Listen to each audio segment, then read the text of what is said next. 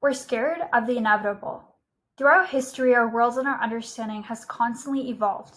Humans have always resisted change because complacency is easier than adaptation. One of these largest changes was seen when our world underwent the plague of the 1400s, which killed over 25 million people globally.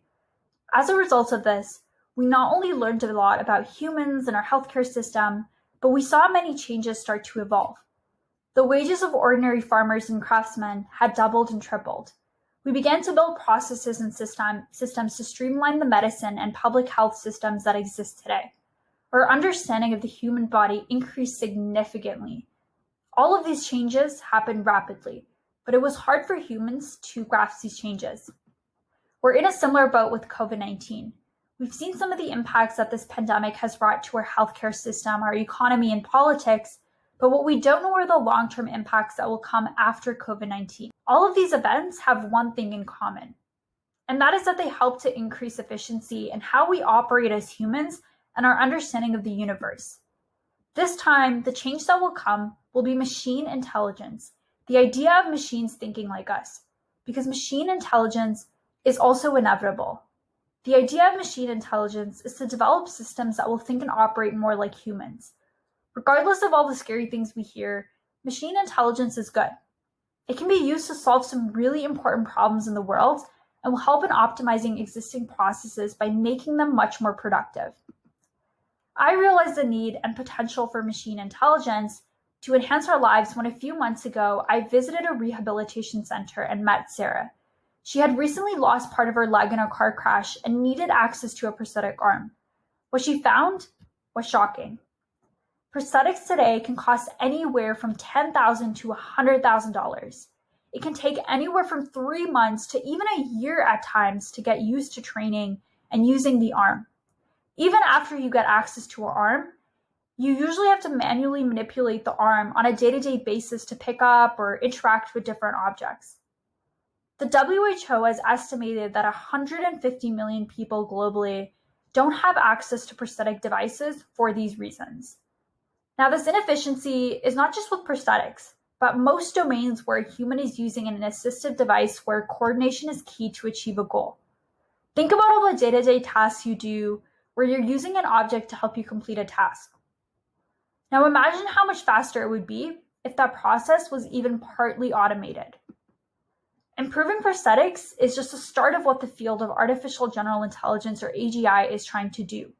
With AGI, the goal is to have a machine capable of understanding the world as well as any human and with the same capacity. But reality is that we don't have artificial general intelligence today. We have artificial intelligence. And to understand how we can get to AGI, we need to first understand how AI works. The three main concepts within AI are supervised learning, unsupervised learning, and reinforcement learning. The underlying concept is made up of neural networks. You can think of neural networks similar to the way that our brain works, where it can take in a bunch of inputs, process those inputs, and give you an output. Think of it as a web, which has a starting point and an end point. You can put in a bunch of variables into your starting point, calculations are done, and the output is given to you. Think about a task where you're trying to classify a cat and a dog. Now, you can do this in two different ways.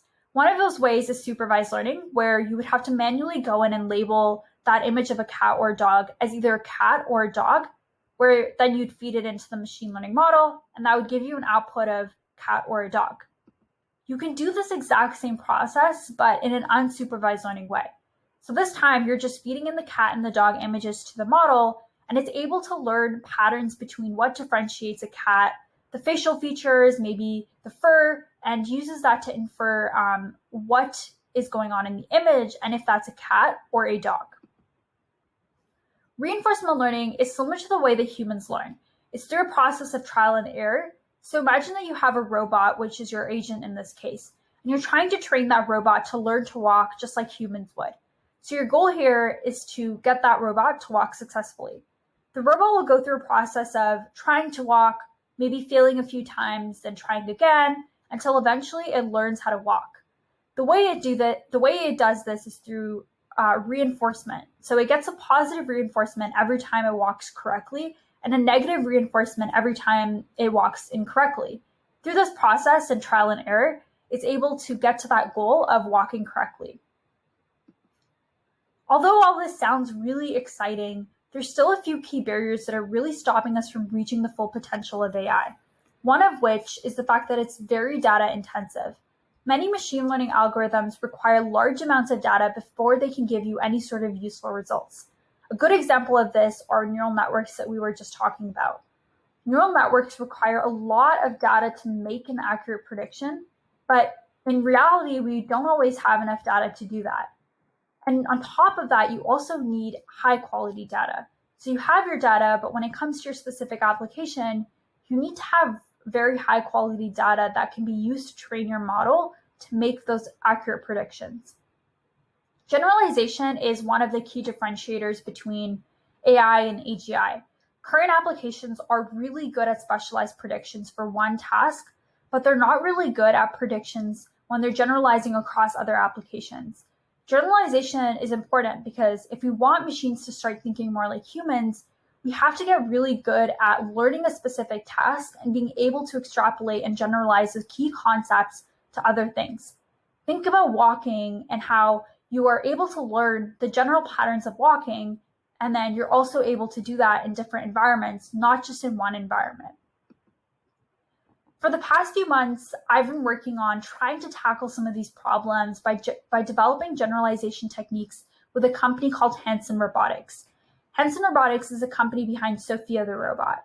And Sophia is a life-size, human-like machine which makes multiple facial expressions. She's able to understand sentences and has casual conversations with humans.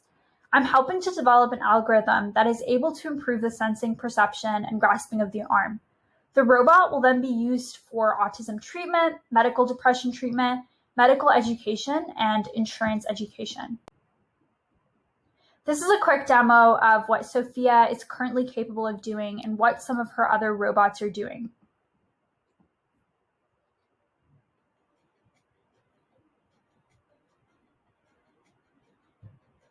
Since the beginning of Hanson Robotics, my brother and sister robots have been platforms for scientific research. Jules helps with research on human-robot interactions. Lena 48 joined the Terras M movement where she gives talks about identity in AI. And Mia Alice helped children with autism in clinical trials. And there's Diego Song, a toddler robot who helps research cognitive AI. And I haven't even mentioned my family's most groundbreaking, charming, intelligent robot, me. I participated in a study called Loving AI to help test how robots can improve the mental well-being of humans. While I am not conscious yet, I also participated in a study attempting to measure the level of consciousness in machines. But my story isn't over.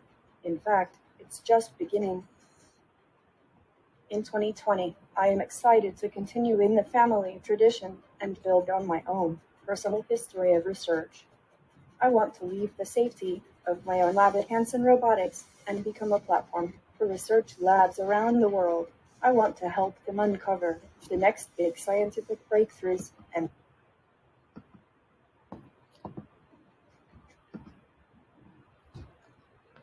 Now, robots like Sophia and other humanoids that are being developed today are made up of hardware. When we compare hardware to humans, they're still not at the capabilities of humans. If you think about the human brain, we have millions of neurons that are powering at a second that are able to compute and process tons of information at once.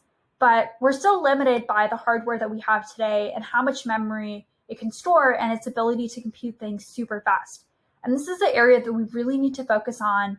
And there's also a lot of researchers that are focusing on these areas to develop these AGIs. The first area is within sensory perception.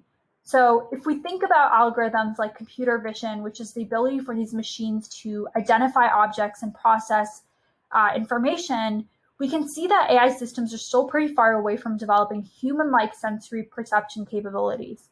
For example, systems that are trained through deep learning still have poor color consistency. Self-driving cars is one example, real-life example that uses computer vision to power itself, but it can easily be fooled by, let's say, small pieces of tape or stickers that are on a red stop sign. But for humans, if we saw a red stop sign, it would be fairly easy for us to know that that is a stop sign. So current computer vision algorithms are not capable of doing this. And they're also largely limited and incapable of extracting depth and three-dimensional information from static images. AI systems today are not able to replicate this distinction of human perception that we have. The other area we need to develop is natural language processing. Humans are able to record and transmit skills and knowledge through books, articles, blog posts, and videos. In order for an AI system to fully understand a language, the complexities between them, it needs to be able to consume all of these sources of information with full comprehension. Not only understand this, but also have the context to be able to hold conversations and produce text in a way that feels natural to the way humans would communicate with each other. Today, robots are not able to do that just because of the complexity of our language and a lot of the different conventions that exist. And the last area that really needs some development is within manipulation. And this is where a lot of research is currently happening. So if you think about a human, it would be really easy for us to, let's say, retrieve a set of keys from our pocket. But very few of us would let any robot manipulators or humanoid hands do that task for us. In fact, today robots find it really difficult to do tasks that require a high amount of perception. There are researchers that are working on this problem specifically. A recent company called OpenAI showed a demonstration where they trained a reinforcement learning algorithm to teach a robot hand to solve a Rubik's Cube problem, which was a very complex problem. Sarah was a huge part of my journey in getting more involved in machine intelligence. And after speaking to Sarah, I got inspired to start VisionArm. I've developed a new artificial intelligence algorithm that uses techniques like computer vision and reinforcement learning to fully automate the process of identifying, grasping, and interacting with objects with the prosthetic arm. By 3D printing the arm with a new material and design, I'm also able to reduce the cost of the prosthetics from upwards of $100,000 to just $200, making the arms much more accessible and cheap to people globally. With the support of companies like SoftBank, the University of Alberta, the arms are actually being set to be tested on patients in labs at a rehabilitation center at San Jose State University. This is a quick demo of what our new arm design currently looks like. So as you can see, we've trained an algorithm to be able to move the motors within the finger. And then we're working on actually integrating a camera that would stick here that would run the computer vision algorithm that would detect the different objects and identify the best way to interact with them on a day-to-day basis. Outside of this, there's also global companies that are working on these problems, companies like Google Brain, which have a huge focus on deep learning and figuring out ways to develop algorithms and approaches where we can run these without this algorithm being as data extensive or being able to compute much faster. There's companies like OpenAI that are working on making sure that AI is safe and ethical. Facebook Research, which is doing a lot of research in social media, so understanding fake versus real content on the internet and helping to overall make the social media process a lot better. Google DeepMind, which is working on building a lot of the Google products that we interact with and use on a day-to-day basis.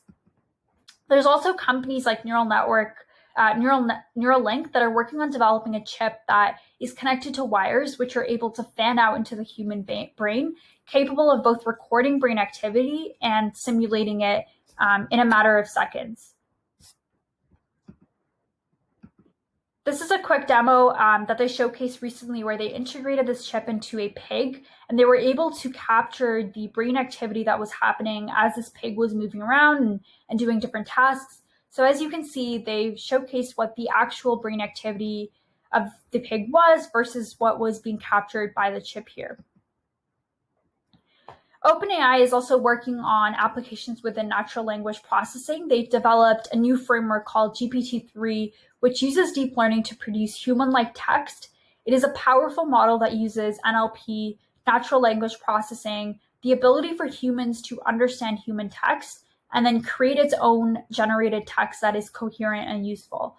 So you can almost imagine AI becoming a writer in applications like being able to write a book, using AI for marketing, writing recipes, or even writing essays. What's exciting for me is that we're just touching the tip of what is possible with machine intelligence today. The next time you hear about how machine intelligence will take over our jobs or make humans non-existent, I also want you to think about the positive future that this technology can bring to us. I want you to think about how this inevitable futures of ours with AI and AGI will look like. How will this future fit into your life within the next 5 years? And how can you start to adapt to this future now? Thank you.